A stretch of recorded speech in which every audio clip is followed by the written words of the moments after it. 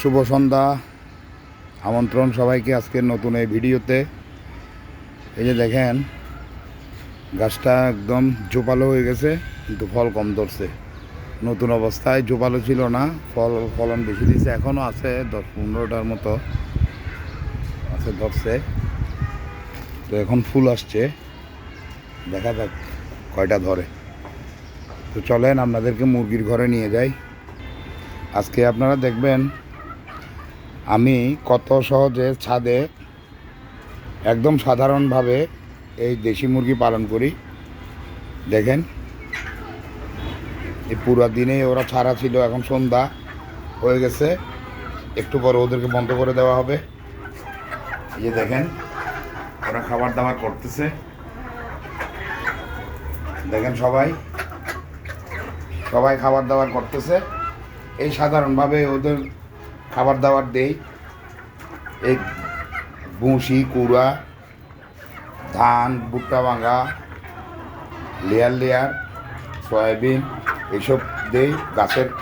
বিভিন্ন গাছের লতা পাতা দেই এবং বাঁধাকপির পাতা দেই। এই যে দেখেন, এদিকেও আছে ওরা।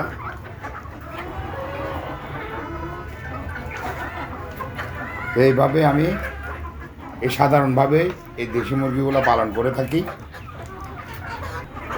এই যে দেখেন, ওদেরকে এই বিভিন্ন গাছের লতা পাতাও দিছি, বাঁধাকপির পাতাও দিছি। আপনারা দেখেন, ওরা এই ভারী দানাদার খাবারের পাশাপাশি এই পাতাগুলো একদম খাই শেষ করে ফেলবে পুরো রাতের মধ্যেই।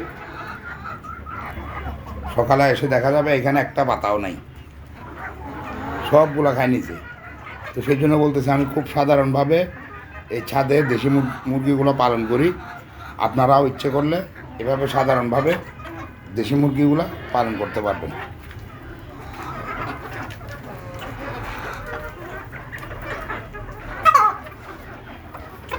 এই যে দেখেন, ওরা বাইরে ভিতরে যখন যেখানে থাকতে ইচ্ছে করতেছে, ওদের মন মতো থাকতেছে।